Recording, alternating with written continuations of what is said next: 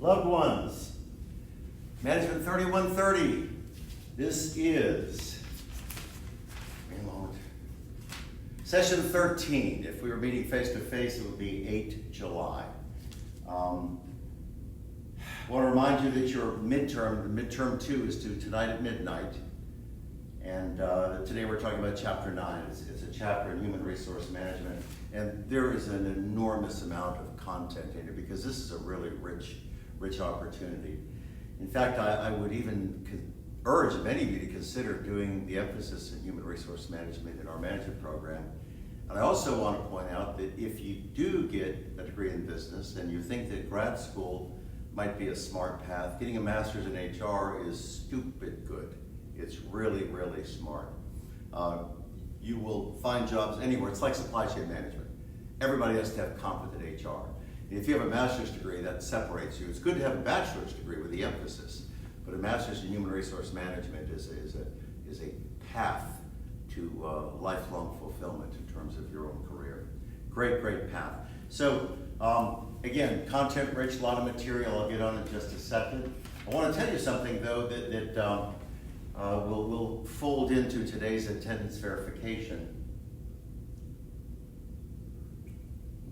I have for a number of years, maybe 5 or 6 years, in all of my upper division classes, taught a 2.5-day career day module.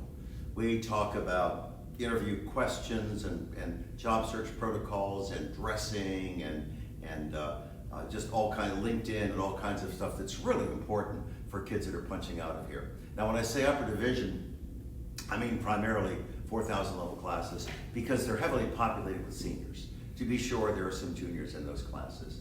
But I don't have an opportunity to do that in the summer months, and I also don't do it in Principles of Management because this is, though it's an upper division class, it's a 3,000 level class, it is your gateway. This is the Principles class. You're probably 2 years from graduating.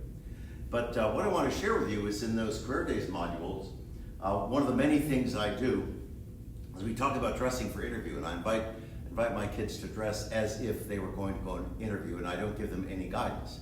And I'll get 10 or 12 kids that will do it. So they'll come up to the front of the room, and I am not the fashion police. I don't say anything unkind or harsh or judgmental. What I may do is I may put my arm around a kid and I say, here's what this student did that really would leave a good impression, and here's something that might be a distraction. And I think between the kids that do it and the kids that see it, that there's a good learning opportunity there. But what I want to share with you, I'm going to put it on the whiteboard for just a second. I'm going to start with an author's name.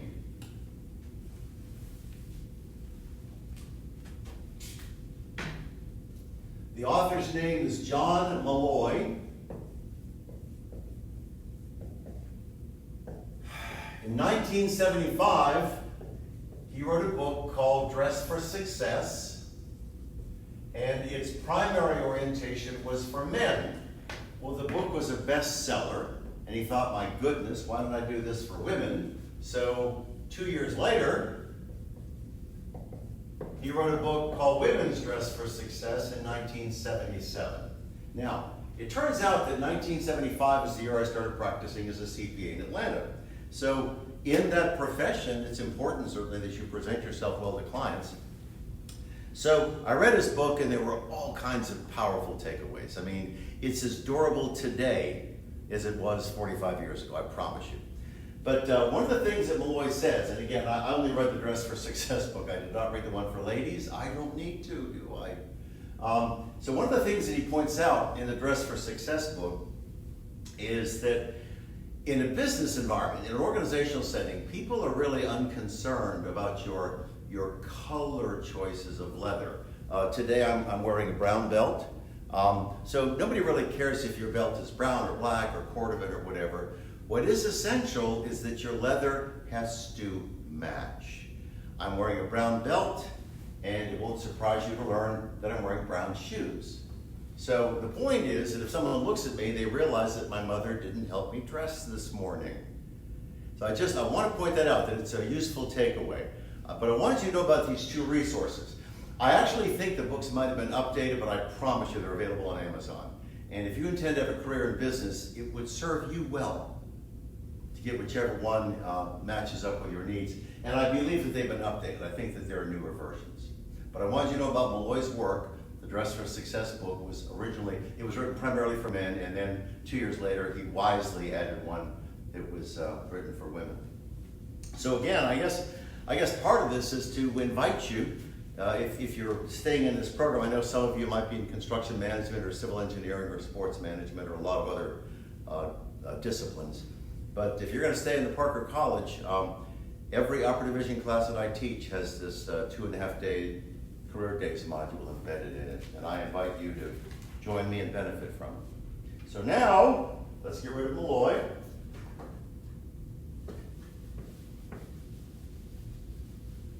I want to jump into Chapter 9, Human Resource Management.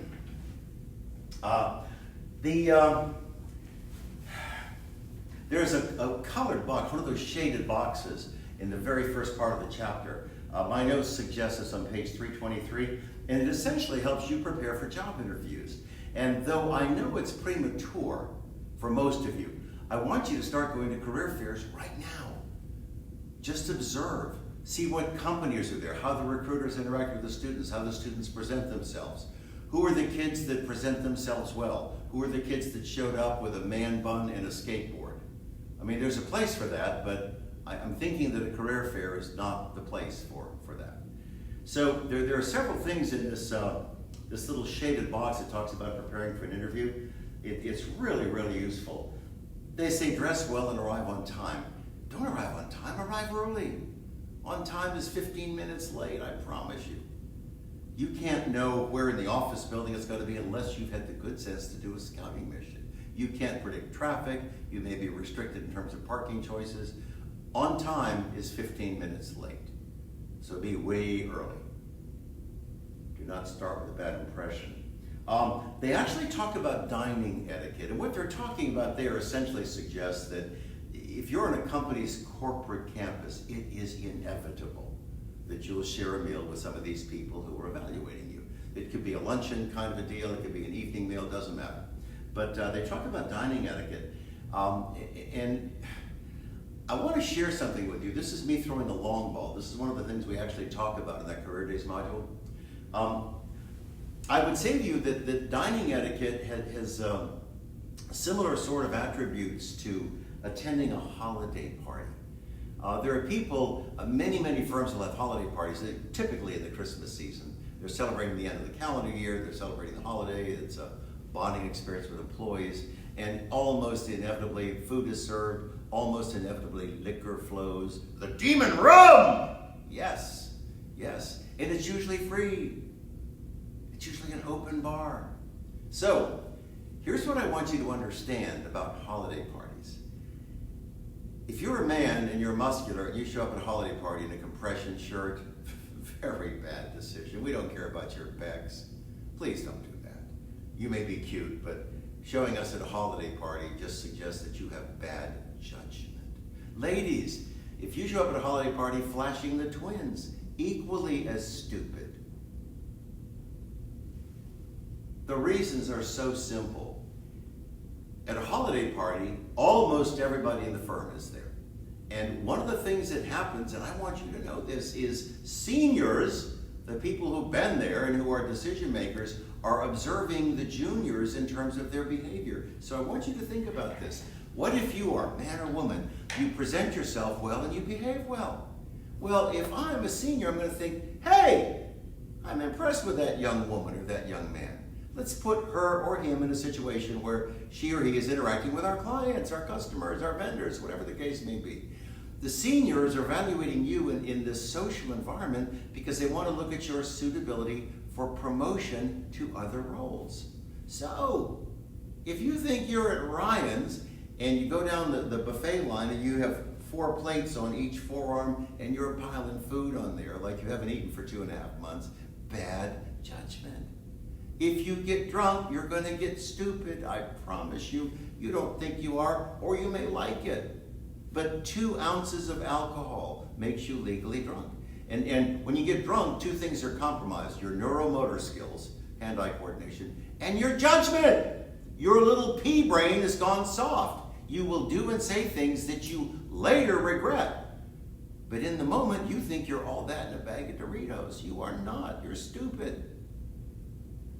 Don't graze at the buffet line. Don't drink yourself into a stupor. Don't do anything that makes you look like a jerk.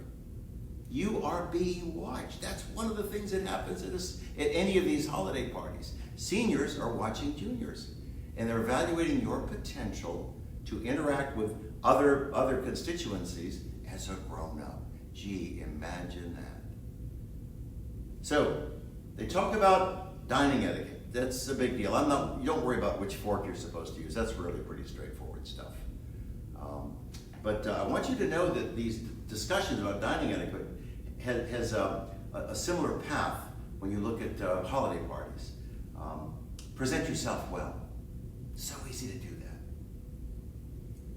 The third thing they talk about, well, actually, it's kind of buried in there, but I don't really know how to approach this because a lot of you are going to think, that's normal. No, many of you have an unhealthy obsession with your personal mobility device. Fun story. I've done this a couple of times. We have 2 elevators here in the Parker College. I have literally, when I've ridden the elevator alone, I've timed the ride from the time the door closes on the first floor until it opens on the 3rd floor. Management department offices are up there. I'm up there somewhat often, and I have a bad back, and stairs are difficult on my bad back. So I take the box. The box takes people up and down, down and up. That's its job. So here's what I want to share with you. I've timed this a couple of times. Both elevators are similar in terms of their lift capacity. They make the trip in about 21 or 22 seconds if there's no stop at an intermediate floor. And the reason I wanted to do that is I've been on elevators with kids, and sometimes in small groups, sometimes with one other student. And these people are so horrified that they actually have to interact with a human being that they'll stand there and they'll take their phones out. And I've actually seen kids take their phones out of their pockets and not even look at them, but do that 6 times in a 22-second ride. If I just described you, you need counseling, lots of it. Serious psychoanalytic counseling. So this obsession with devices, put the darn thing on vibrate and don't take it out until you go to the bathroom or when you leave or something like that. Unless you have a family member in an ICU, I'm pretty sure nothing's going to happen while you're at that luncheon or that holiday party or whatever. It shows an immaturity, an inability to prioritize. Don't be that person. Please, put your device away and don't look at it. Interact with people. The last thing I want to talk to you briefly about social media. Here is a harsh reality. Again, this is in the Career Days module, but you're not getting a preview. It fits in this conversation because they're talking specifically about perspectives on the hiring process. They talk a little bit about social media. Elixir of the gods. Y'all remember my coffee shirt, right? So, almost every company of any size, this wouldn't describe a family restaurant in Savannah, but almost any organization of any size actually has in its HR department people whose full-time job it is, full-time job, 40, 45 hours a week, to look at the social media profiles of aspiring applicants and candidates and making some sort of a judgment. Full-time job in HR departments, you look at the social media profile of an applicant for a job and you make recommendations to your other people in the department.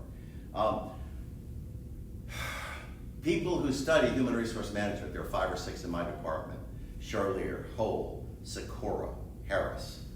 We have some very, very talented teacher scholars in this department. But a number of them have real domain knowledge and real competence in human resource management.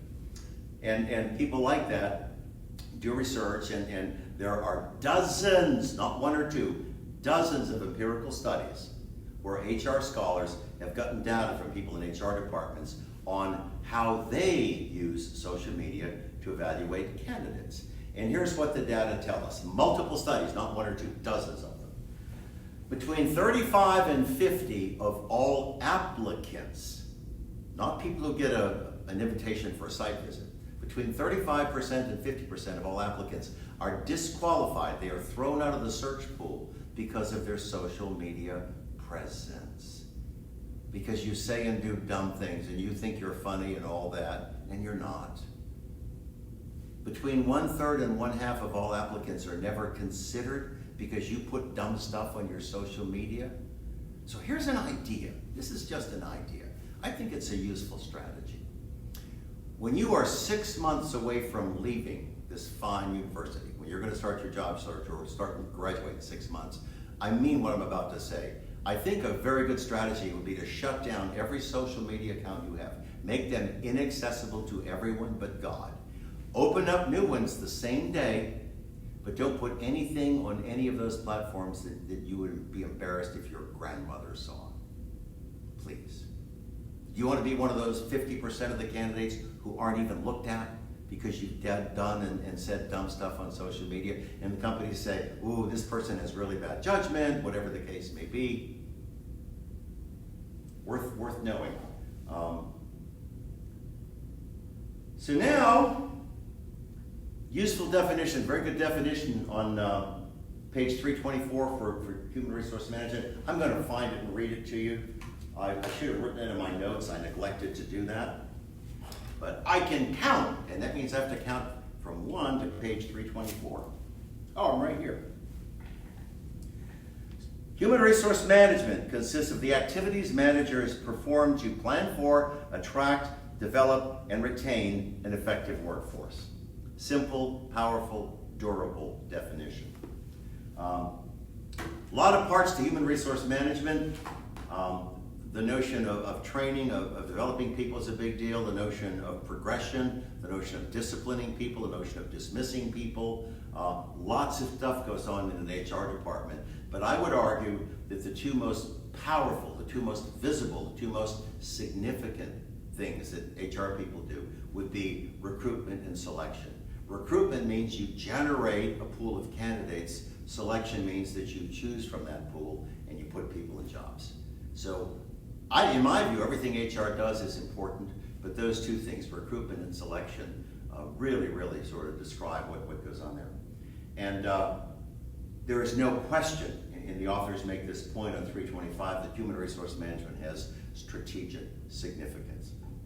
If I'm an HR person and I hire a bunch of dopes, and those dopes then interact with each other and our customers and our vendors, what do you think the trajectory of our company is going to be? Do you think it's going to be lifting, or do you think it'll be flat, or do you think it's going to start to decline? HR's primary mission, in my view, is to populate whatever organization it is with the best possible people. That means they have to choose well, they have to develop well, they have to compensate well. Human resource management has strategic significance. The basis for any firm competing resides in its people, not in stuff, not in things. So, 326 is a short discussion of social capital.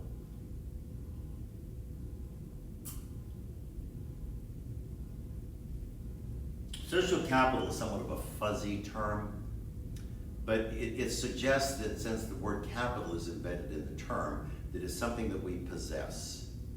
How much social capital do I have? Whom do I know? How can I in any way positively shape or influence their thinking? Do I have lots of relationships that are rich and deep and important, or do I have hundreds of shallow relationships like people following me on Twitter? By the way, I want you to understand this. If you're on Twitter, and many people are, then you're a twit, T-W-I-T. And if you go to Webster's Collegiate Dictionary or Oxford or any other dictionary, I think you'll be disappointed when you learn what a twit is. That will not be on the file. So in this conversation of social capital, here's one of the things that the authors present, and I actually knew it was at least 45%, apparently it's much more than that. 74% of recruiters report that the best qualified candidates come from employee referrals in the company. Please think about that. If I work for some company, any company Inc., and I'm doing a job, I know what the job requires. I know what the company is like in terms of culture, resources, strategies, all those things. And I know you. Does it occur to you that if I know what the job requires and what the environment is like, and I know you, I think you're a pretty good fit? 74% of the recruiters say that, 3/4 say that the best qualified candidates come from referrals of existing employees. And that's because it's who knows you. We don't have an opportunity to have this conversation, but many people, people my age, people in their 30s, 40s, many people will wander around babbling things like, oh, it's all who you know. Loved ones, that is precisely backwards. Who you know means nothing. It's who knows you. What if I know you and I think highly of you? If that's true, I'll be willing to act as your champion. I will guide you. I'll try to help you from making bad decisions. I'll kick down doors, make phone calls, write recommendation letters, shoot the bad guys, whatever it takes. But my point is, it's never who you know. Never has been, never will be. It's who knows you. So what that means is that you have to invest in relationships, doesn't it? You have to interact with people in a way that permits them to get to know you and to hold you in high regard. So this thing about referrals, the discussion of social capital, that was just, to me, an excellent wedge for me to share with you the correct assessment. It's never who you know. Never has been, never will be. It's who knows you. So now, I'm on 327. They're talking about the HR process. And the first thing they talk about, and it is profoundly important, and that is people in HR have to assess the need. What do we need? Do we need 20 salesmen, 40 engineers? What do we need? So what that means is that you have to drill down to the subunit level. You have to go to every department, every unit, and figure out what the needs are. Now, generally speaking, that means you have to start with an inventory. Who do we have? What are their skills? What are their responsibilities? And what is our overall function? So clearly, it's almost a form of gap analysis, isn't it?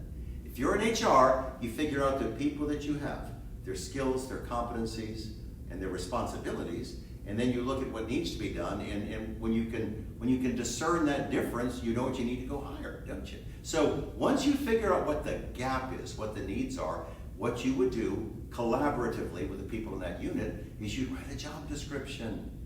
A successful candidate must be able to leap tall buildings at a single bound, catch speeding bullets, whatever successful candidates have to do.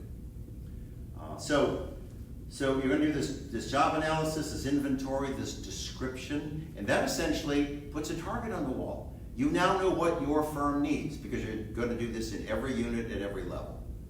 Whom do we have? What do we need? What are the gaps? And you write a job description for those gaps, and then you go create pools of candidates. So assessing the need is the first piece. Recruitment. Recruitment answers a simple question. How do we in HR generate a pool of qualified candidates from which our hiring managers can choose? So this won't surprise you. Career fairs, really, really good stuff. We have 4 big ones a year. 2 Eagle Expos and 2 STEM fairs. Y'all go to all 4 of them. Do not be dissuaded by the fact that the STEM fair is STEM. Yes, it's science, technology, engineering, and math. But every company that's there also needs you. They need logisticians and accountants and marketing people. Promise. I promise. Go to all 4 of them. And oftentimes there's value in going to the specialized career fairs. The accounting firms have Meet the Firms Day. The logisticians have a logistics roundtable. There are a lot of these specialized sorts of career fairs that go on. So career fairs, classic. Advertising. I see ads on a regular basis. I see them in print media, I see them online. How about job boards? Are you kidding me? Monster, Indeed, Zip, whatever the other recruiting places are. Pretty productive. I read some data recently that suggests that employers are now disproportionately using LinkedIn. I read an article recently, and I have no ability to validate this, to verify. But the article that I read recently said that something like 87 to 88% of the people in HR whose responsibility is recruiting go to LinkedIn first. Who's on LinkedIn? What's their profile look like? Are they actively looking for a job, or whatever the case may be? So I want you to have a presence on LinkedIn, but I want your LinkedIn picture to present you favorably. I'm not searching for jobs, so my LinkedIn picture was taken in an impound after a race, and I was sweaty and I was wearing a fire suit. I like candid photos, and I'm not looking for a job. But you will be, and probably for much of your career, because many of you want to progress. So my point is that I want your LinkedIn photograph to present you favorably. I can't tell you how many times I'll get an invitation on LinkedIn and I'll click on the profile to learn something about this person, and if it's a woman, almost inevitably, I see one of two things. Either she's sharing the twins with me, which is, this is not a porn site, it's not a dating site, it's a business network. Don't show me the twins. The other thing that's true, probably half of the time, is the photograph is cropped. You are at a spring sorority formal, you're wearing some cute dress, and some bearded guy's got his arm around you and it's chopped off, or one of your girlfriends has her arm around you. Bad decision. Bad decision. Present yourself well, whether you're a man or a woman, because a disproportionate number of recruiters go to LinkedIn first, because it's a business network. It's not social media. It's a business network. And then, of course, this notion about internal candidates. You go to existing employees to say, do you know anyone who might be a good fit for this position? So again, recruitment is this process where people in HR generate a big pool of candidates. And they don't have to work very hard. I've talked to recruiters at Gulfstream who tell me that they'll post a job on their website, not anywhere else, not as if they're actively searching. They'll say, here's an open position at Gulfstream, and they'll get 1,000 applications. Oh dear, how long would it take to read 1,000 resumes? Well, they're not going to read all of them for a lot of reasons. 50% of them are going to be disqualified because they do dumb stuff on social media. Oh yeah. So now I'm on, I think I'm on 332. I am. And there's a discussion about a realistic job preview, and some of you might have done this and didn't realize that's what you were doing. Anytime you've ever had an opportunity to shadow anyone, you are engaging in a form of a realistic job preview, because you see precisely what this person's day looks like. You're accompanying them, you're listening, you're learning. I don't know if you do any interventions, but shadowing is a form of a realistic job preview. It's actually a wonderful technique. I have a fun story to share with you that I think is really informative. Delta Airlines, a number of years ago, I trust that they're still doing something like this, but I don't know. A number of years ago, I lived in Atlanta, had friends who were Delta employees, and I know that what I'm about to say was happening. At Hartsfield International Airport, where Delta's corporate offices are based, they have a fuselage of a commercial airliner, of an aircraft. And of course, there are no engines or avionics or anything else in it. But what they will do is they'll take groups. This is a realistic job brief. They'll take groups of like 20 or 30 women or men who are aspiring flight attendants. They think that's what they want to do. And they'll take them up there and they'll have existing flight attendants, Delta flight attendants, role play. You know, moving service carts and, you know, the bags full of baby barf and whatever else is going on. And what they want you to know, the airplane doesn't have any movement. It's not like a simulator. What they want you to know is being a flight attendant is not glamorous. That the primary focus is safety, and then the customer service piece comes right behind that. A lot of people naively think, and I understand this, that if you're a flight attendant, after a couple of years, you're going to bid on flights and you're going to get to go to Rome, and then you're going to overnight for 3 days, and then you're going to come back. So you have one flight out, one flight back, and you spend 3 days on the Mediterranean. No. That might happen at year 18 or year 20 when you have enough seniority to bid that route and hold it. But it doesn't happen earlier in your career. And most flights are regional. I get it, there's some long ones, Atlanta to Salt Lake City or Atlanta to Seattle or something like that. But many, many flights are hops, they're short hops. And I know all sorts of people who are both cabin crew and front end crew who tell me that in one day, in one shift, they'll make 7 or 8 takeoffs and landings. They'll fly Atlanta, Birmingham, Charlotte, Jacksonville. 7 or 8 takeoffs and landings. That's a great deal of work, no matter what your specific job duties are. So Delta has this thing where they bring aspiring flight attendants onto an aircraft, commercial aircraft, and then they role play so that the people who are there get a realistic preview of what the job is like. And they may say, gosh, I'm still excited, I want to go forward, or thank you, but no, I'm going to go home and do whatever I'm going to do. So now I'm on 332, and there's just a short discussion of the gig economy. Stop it. Why did they even bring it up? The gig economy represents the people who are like Uber drivers and DoorDash and stuff like that. It represents less than 1% of the workforce. Why are we even talking about it? Why is it in the book? Who gives a crap? I get it that if you're in college, we're going to do all sorts of stuff just to get through. Because college has to be our full-time job. That has to be our priority. And many of us have to earn money as well. I did, many of you are. So we got to find stupid things to do. That's why we're bouncers and servers and driving for Pizza Hut and stuff like that. But that is not anything, there's no forward look to that. Nobody comes here to say, oh, I want to get a degree in business and then I'm going to change my name to Kevin, grow a beard, buy a Prius, and drive for Uber. No. Forget the gig economy. So now, I told you the two big things that HR does, recruitment and selection. I'm on 333, and now there's the discussion that starts. It goes on for a couple of pages about what HR people do in this process of selection. Remember, the first thing that happened is they generated a big pool of candidates. That's recruitment. Well, now we have to sort through that pool and pick the people whom we think are the best hires. So they talk about some of the pieces of the puzzle. What's that process look like? And essentially, they talk about three things, to break it up into three pieces, and I think that's well done. They talk, first of all, about background information, then they talk about the interviewing process, and then they talk about assessment. And typically, when they finish those three things, those three steps in the process, they have a really keen sense for who's a good fit. So on the background information side, oh my gosh, they talk about social media again.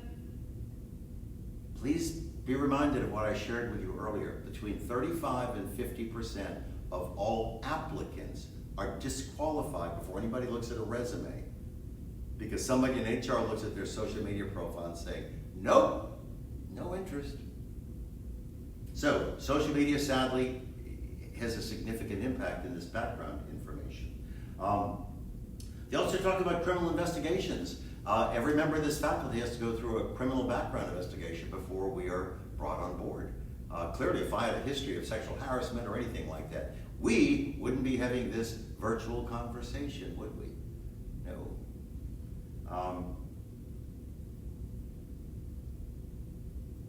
Sometimes, well, no, we'll get to that later.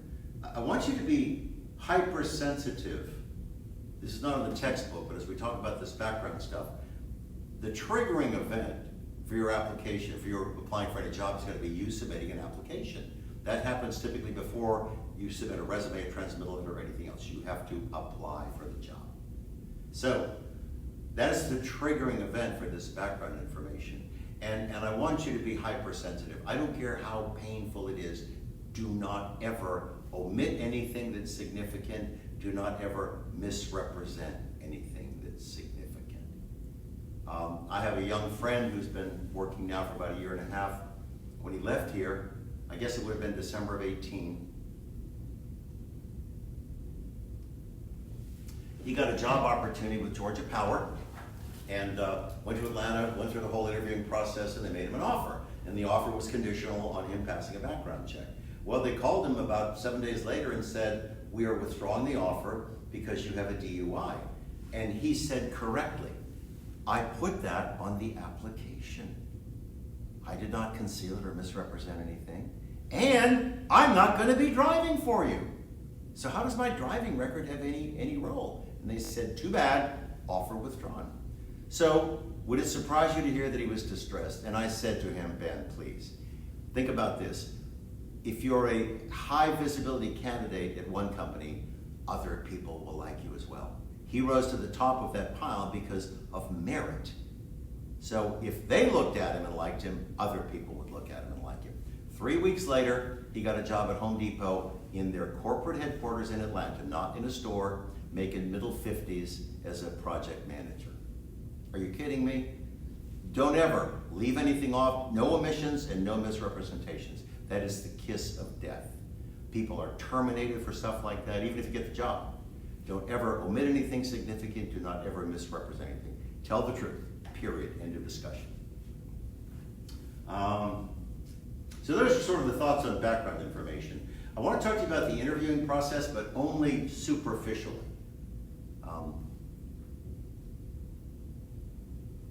The interviewing process has typically several stages. The first part of the interviewing process will almost always be remote. It'll be a phone interview, a Skype interview, something like that. And oftentimes, there will be multiple remote interviews. For example, it's very, very common to have somebody in HR spend some time with you, either Skype or WebEx or whatever, or a phone conversation, and just get some preliminary questions answered. So then, if it appears that you're still an excellent candidate, the next remote interview you have will almost always be a panel interview. It'll probably be someone who would be your hiring manager, literally. It may be somebody who would be your peer if you were hired. And sometimes HR is on the call as well because they want to make sure that there's compliance, that all the important questions are asked and that nobody goes down any silly roads. So the second remote interview is almost always going to be a panel interview. And usually the person who would actually be your manager is part of that conversation. So this interviewing process starts with remote interviews, whether phone or some kind of a video conferencing. And although sometimes there'll be one with HR, oftentimes it'll be people who are the decision makers. And that's a big deal. So, and every one of these things, every single one of them is scripted. I can't tell you how many search committees I've been on in my life and how many people I hired when I was a CPA. It's in the thousands, literally, the number of people that I've looked at as candidates. And when I talk to you about scripted, what I mean is if it's a phone interview, it's a Skype interview, whatever the case may be, the people interviewing you are going to have a set of questions, 6, 8, 10 questions. And they're going to have those questions to you and the other people who are candidates. Because first of all, those questions matter in their hiring decision, but they also, since it's scripted, since they ask the same questions of every candidate, they have a basis for comparison. And they may say, oh my gosh, that woman was remarkable. She just crushed it. Or we should probably look somewhere else. So my point is that when we talk about interviewing, the first type of interview would be these remote interviews, either phone or teleconference. And then at some point, if you really become a very high visibility candidate, never more than 2 or 3 for position, never. Never more than 2 or 3 candidates per position will be brought to a company for a site visit. And when I say a site visit, you are going to go to the company's corporate campus and you're not there to socialize. Yes, you'll meet 25 people, but you are there so that the company can engage in something called assessment. And this assessment piece, what the company is doing is it's saying, okay, these 2 or 3 people seem to be excellent candidates. Let's bring them here and really get a good sense for their ability to perform the job for which we are about to hire. So what they'll do is they're assessing your ability to do that. They will oftentimes do some ability tests which are job specific. They'll also do some kind of personality tests. Do you have good social skills? For example, oftentimes these things are role plays. And if you're being hired for a marketing position, I promise you there's going to be a role play where the people with you say, okay, here's some information about a product, and that guy over there with the titanium colored hair is your customer. So you have to sell this product, and this is film, this is video, so that they can review it at some later time. And of course, the customer with the titanium hair is going to be cranky. He's going to challenge you. They want to see how you are going to act in the very situation that you'll find yourself on a regular basis. So some of these things will be analytics, some of them will be presentations, some of them will be interactions, some of them will be just a variety of things that are job specific. And part of this, in this assessment thing, and this could be at the company's corporate website or it could come at a later date, it is not uncommon at all to do polygraphs. I have a friend who's a retired FBI guy that's a polygraph examiner, and I have a friend who's a long-term career guy, like 30 years at the Georgia Bureau of Investigation. And friend two, the GBI guy, 50% of his polygraphs are for interviews, hiring sorts of things. The other 50% are like criminal investigations and stuff like that. Dr. Norton, when did you stop beating your wife? Wait a minute, I never started. So, assessment means you're on a company's corporate campus and they are assessing your ability to do the job for which they're about to hire you. And it's brutal. I mean, brutal as it should be. There's no other way that they could, this is not cupcake stuff. You were on. You were on every second that you were there. So now, I'm on 339. I want to jump to a subject, compensation. Compensation generally has three pieces. Not everywhere, but almost everywhere. The first part of compensation would be your base salary or wages. Am I going to be paid $16 an hour? Am I going to be paid $45,000 a year? What's my base? How is it paid with what frequency? For many jobs, there will be incentives. The opportunity to earn bonuses or whatever the case may be. And those incentives are often not on your individual merit, on your behavior, but oftentimes it's a corporate sort of thing. Many companies have profit-sharing plans. Here's something that's in the public domain, but very few people seem to realize it. I don't have a handle today on the number of active employees that Walmart has, but Walmart has today roughly 500,000 active employees, people making 12, 14, 15 bucks an hour, saying, "You need you a buggy!" My wife said if I didn't get tenure, I could be the greeter. I would have done that. They give you a cool vest. A little fan you can hold in front of your face. There are 500,000 active employees at Walmart that are millionaires. Because Walmart is a very profitable company. It has a profit-sharing plan every year. It dumps money into this account, and it permits employees to, as part of their compensation, it gives them stock ownership. So Walmart today has about 500,000 active employees walking the floors of its stores who are literally millionaires because they work for a company that has this incentive program. It shares profits with its employees. And then, of course, benefits. That's the third piece. Base salary, incentive, now benefits. Benefits are so important. I don't want you to ever even think about taking a job until you have a clear sense for what the benefits are. Benefits typically, and I get it that some companies have, free yoga. I do a lot of goat yoga myself. Yes, no, I don't. Some companies have, gym memberships, and a lot of companies will provide you with a vehicle allowance if you're expected to travel significantly. But the benefits that I'm talking about that truly matter to you, what sort of health insurance do I have? What sort of retirement plan do I have? And what personal time off do I have? Some companies on the personal time off thing, some companies just say it's a day a month and you use it any way you want. When I say any way you want, use it as vacation, sick leave, personal time, whatever the case may be. Other companies are more precise. They may say that after, and this is common, you're eligible for a week of vacation after 5 months. After a year and a half, you're eligible for 2 weeks. My wife has been with the company for 10 or 12 years now, and I think she gets 3 weeks of paid vacation.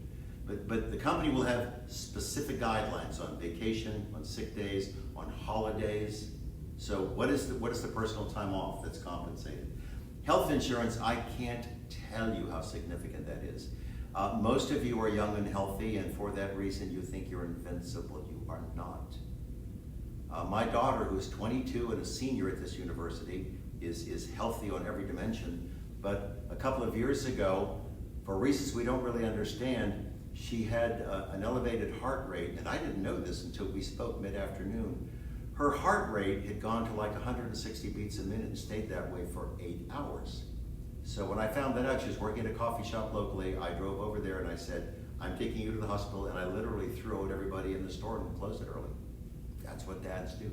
So I got my little girl to the hospital, to the ER, and they got her in triage, figured out whatever's going on. They got obviously trauma doctors in there, cardiologists, and they got her heart rate down, and things were well, and they discharged her about 5 hours after we checked in. So we went home that night and she was well. And then we had a follow-up visit with a cardiologist and EKGs and stuff like that. But what I want to tell you, loved ones, is that 4.5 hours in the ER cost $6,000. I wrote a check for something like $280 because I have good insurance. But I have a friend in Atlanta that took a job as a contractor working for a big company, no insurance, and he had an emergency appendectomy. And he won't be able to buy a new car or truck for the next 2 years because he's got to pay off all these medical bills. The surgery bills at the hospital, all the other people like the surgeon, the anesthesiologist, that sort of stuff. You have to have good health insurance. Don't kid yourself. You are not invincible. And then the retirement plan. The company has to have some provision or you don't want to work there. Most retirement plans are either defined contribution or defined benefit. Here's a useful example of a defined contribution. You go to work for any company, Inc., and they say, after 90 days, your probation is up or whatever, and you're eligible for participation in the retirement plan. And here's what you can do. You can donate, or rather allocate, up to 6% of your salary. It'll go directly in a retirement plan that's managed by a trustee. And we, the company, match dollar for dollar up to 6%. Sometimes they'll say we match 1 for 2. If you put in 5%, we'll put in 2.5. Right now, I don't care what it is, but you need to know what it is and you need to participate, and that needs to be part of your calculus before you accept the job. So please, I would say to you that benefits are equally as important as the other parts of compensation. If you don't get good health insurance or good retirement, you are not in a good place. Find somewhere else.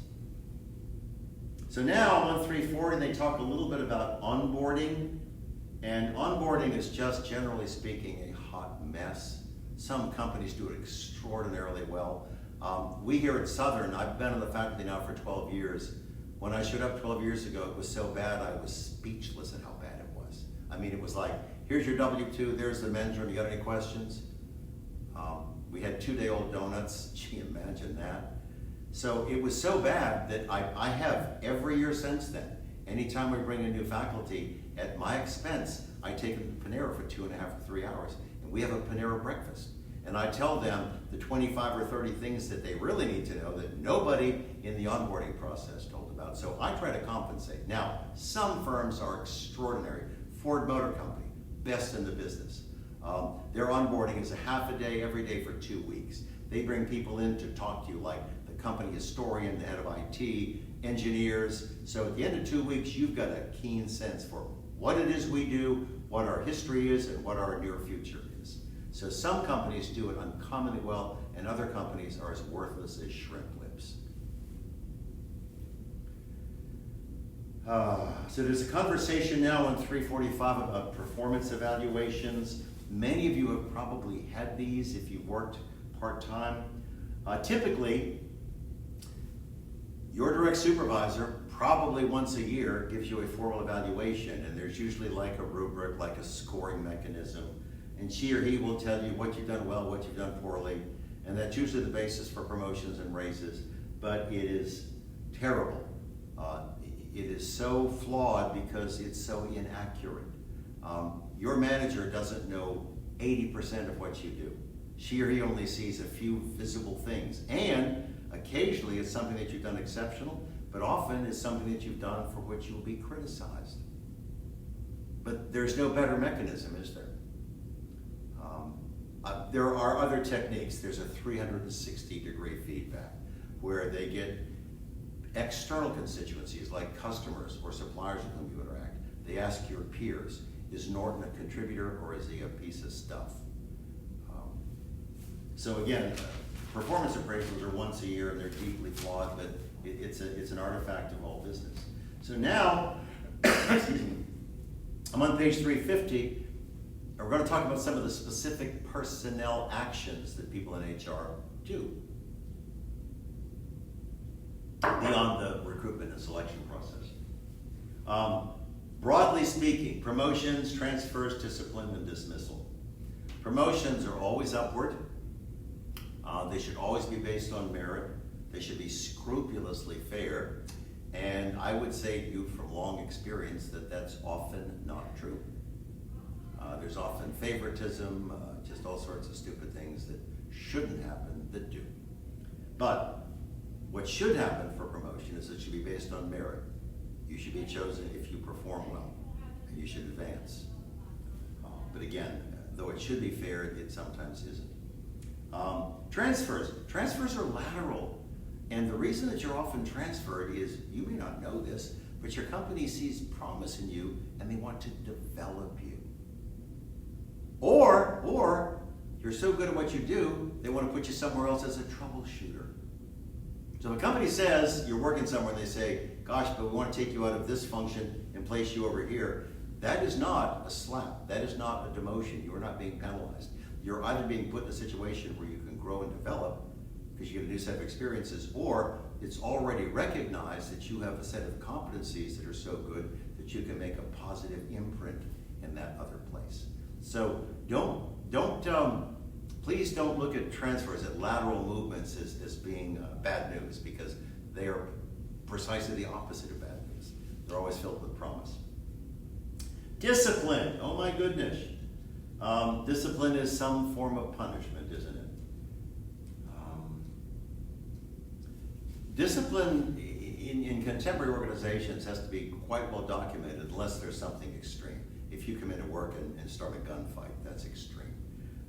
But if it's anything other than that, if it's bad behavior, if it's chronic underperformance, when I say it has to be documented, what I mean is the people to whom you report have to meet with you and say, Norton, what you're doing is disappointing us. Here are the specific places where you're coming up short, and here's the remedy. Here's what you need to do. So I'm getting guidance. Somebody's saying to me, here's where you're coming up short. Here are the interventions. Here's what you need to do to get better. So my point is, if I'm a chronic underperformer and I realize that, I think, oh my goodness, I didn't realize that. I was doing that poorly. Now I know what to do. So if I respond positively, hallelujah. That was a good intervention, wasn't it? But what if I think, yeah, that was a bad snap, I know. I've been practicing in the men's room and it's still not working. So what if I don't respond to these interventions? There will be other documentation. We met with Norton again, outlined the things that he's doing poorly, and gave him guidance. So if I fail to respond, guess what? I'll be terminated. I've made no attempt to respond to these interventions and do the very job for which I was hired. So sometimes you're going to be dismissed. That's a form of punishment. Sometimes you're going to be demoted. There's a faculty member in my college a few years ago, and this is sad but true. He was tenured and held rank, and it was discovered that he plagiarized one or two papers, academic papers, and in this community, in the academic community, plagiarism is death. It'll get you thrown out of school. It'll get faculty demoted. So his rank was taken away and his salary was reduced. He still has a job here, but he was demoted. He was literally reduced in rank. Sometimes a form of discipline is that your bosses don't delegate to you. They don't give you opportunities to grow, to learn new skills and competencies, to show that you can contribute. They'll say, Norton, he's a dope. I'm not going to delegate anything to him because it won't get done. So that's a very legitimate form of punishment, is the fact that your superiors do not hold you in high enough regard to delegate to you. And what that means, and this is almost a companion outcome, is if I'm your boss and you are underperforming and you do not respond to any sort of outreach on my part, not only am I not going to promote you, not only am I not going to delegate anything to you, I may give you inferior assignments. Stuff that has to be done but is not challenging or fun or rewarding, and you may even hate it. Well, it turns out that you earned that inferior assignment, didn't you, in the situation that I'm describing. And then, of course, the last thing is dismissal. Now, sometimes employees are dismissed as a class, and sometimes they're dismissed individually. But all dismissals have to be for cause. Look at all the companies in the last 90 days that have literally laid off or furloughed about 40 million people because the lockdown from the coronavirus meant that people couldn't come into their retail stores or their restaurants, or they couldn't fly on their airplanes or stay in hotels, or whatever the case may be. The car companies right now, all the dealerships are dying because there's an enormous amount of interest in buying new cars and trucks, but the manufacturers haven't been making them for 2.5 months. And they're all back now. All the manufacturers, at least in the United States, are back, but they have reduced output.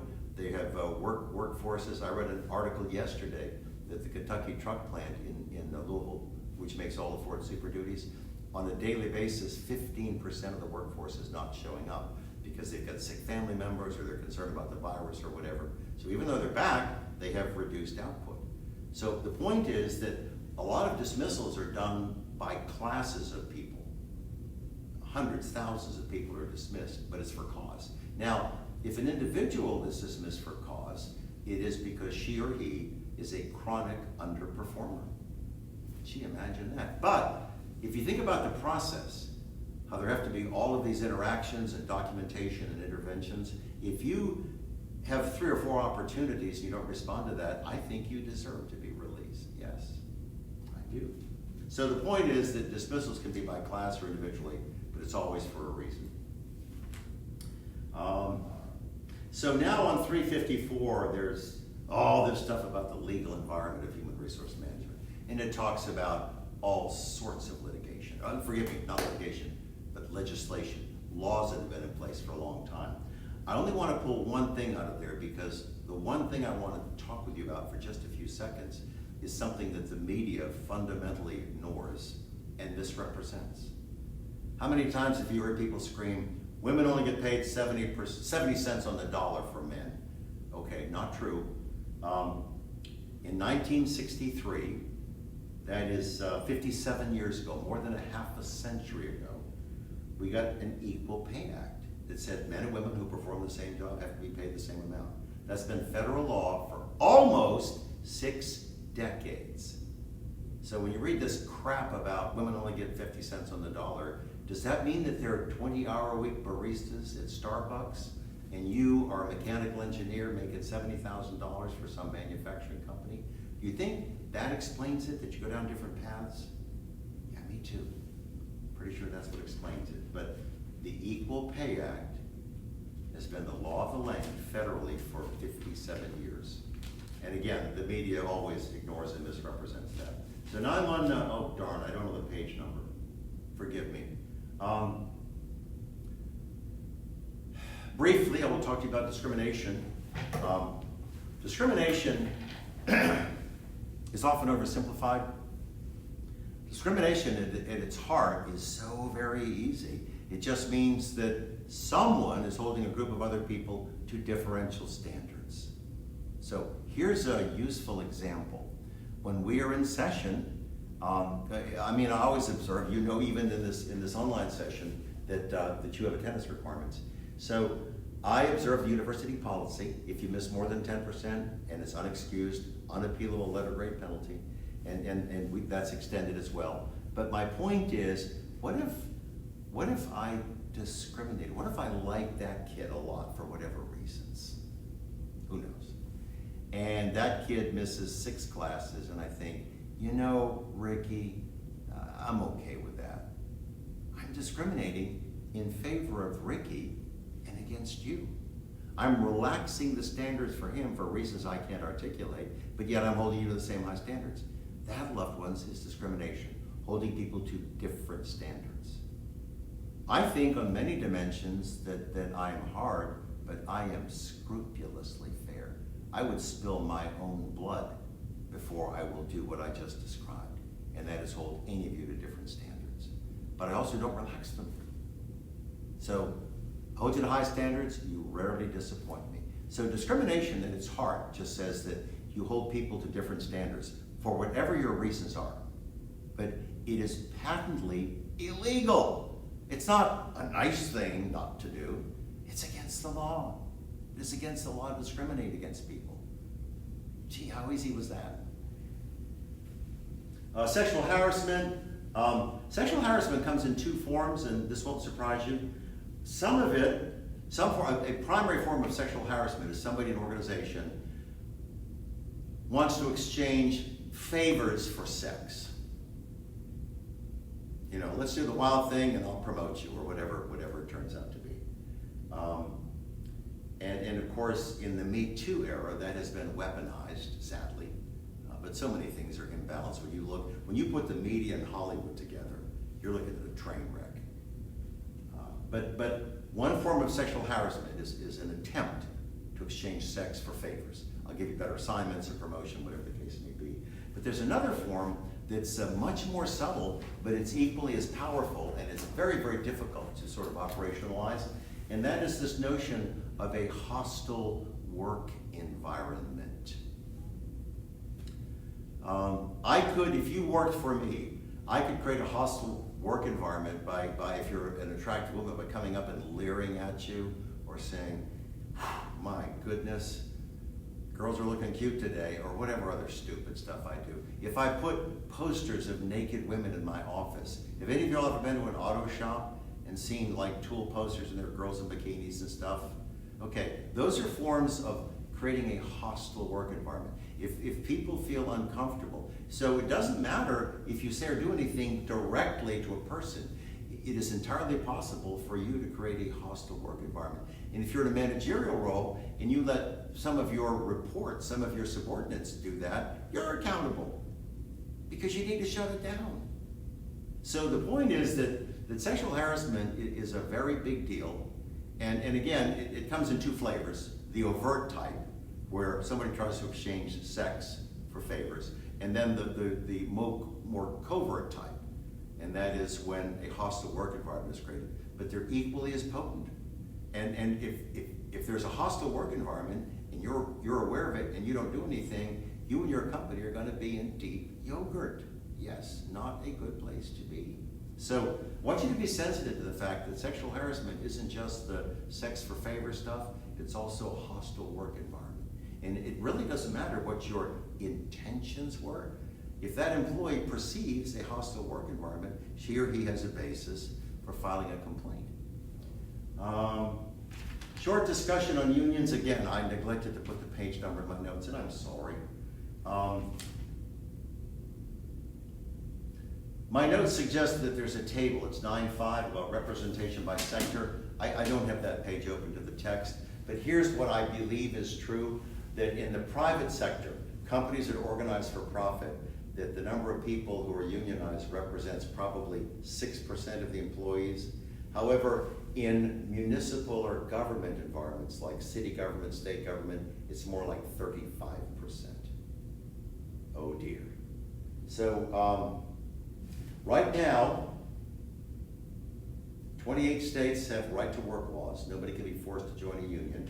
We have a recent Supreme Court decision, I think it was 2018, and it was Janis, J-A-N-I-S. He was the litigant, the plaintiff. And what the Supreme Court says is nobody can be forced to pay union dues if they don't voluntarily join. Here's an unfortunate reality. Unions always, I don't get to use that word often, unions always create a hostile environment because they create divisions. It's us versus them. It's workers versus management. It's the proletariat versus the bourgeois. Unions actually come in this country from European trade guilds, and European trade guilds were basically sponsored by Karl Marx. Karl Marx, who wrote Das Kapital, oh my goodness. He co-authored the Communist Manifesto with Joseph Engel in about 1860. So even though I'm talking something that happened 100 and whatever that is, 60 years ago, 160 years ago, I'm talking about unions representing some derivative of communism, and they do. It's class warfare. It's us versus them. We don't expect to do anything. You have to give us everything. You have to give us job security, more money, less work, more restrictive work rules. Unions are a primary reason that so many American firms have moved their manufacturing offshore. It's also the reason that in the private sector that membership is down to 6% of the workforce. Unions might have been beneficial 50 years ago, maybe, but they have grown evil. Now, I have colleagues who think unions are just wonderful, and that is their privilege. I, however, have worked a lot in industry, and most of them have not. So I have a different perspective. My son My son moved to Charlotte about 2.5 years ago, and he interviewed with both FedEx and UPS, and he got job offers in both places.